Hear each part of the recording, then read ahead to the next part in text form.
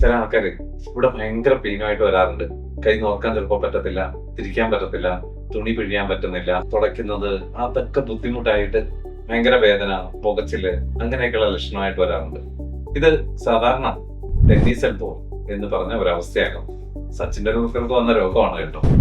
ഈ tennis elbow കൈമുട്ടില് ഇവിടുത്തെ ഈ ബോണുണ്ട്, അതിന് ഹ്യൂമറസ് എന്ന് പറയും. ഈ ബോണിന്റെ എപ്പിക്കോണ്ടൈൽ, ലാറ്ററൽ എപ്പിക്കോണ്ടൈൽ, പുറമേയുള്ള എപ്പിക്കോണ്ടൈൽ വരുന്ന ഒരു ഇൻഫ്ലമേഷൻ ആണ് ഇതിന് ടെന്നീസ് എൽബോ എന്ന് പറയും. ടെന്നീസ് ആൾക്കാർ ബാറ്റ് ഉപയോഗിച്ച് വന്ന രോഗമാണ്. അതുപോലെ തന്നെ സച്ചിൻ ടെണ്ടുൽക്കർ ബാറ്റ് ഉപയോഗിച്ചുകൊണ്ട് വന്ന രോഗമാണ് എന്ന് വേണമെങ്കിൽ പറയാം.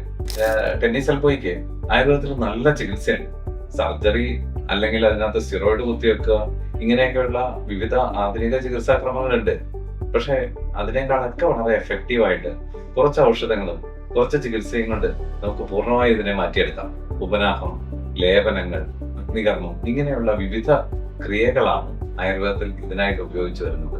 ആയുർവേദ ചികിത്സയിലൂടെ ടെന്നീസ് എൽബോയുടെ ബുദ്ധിമുട്ടിനെ നമുക്ക് പൂർണ്ണമായി ഒഴിവാക്കാം. ശ്രീരുദ്രയിൽ അതിനുള്ള ചികിത്സാക്രമമുണ്ട്.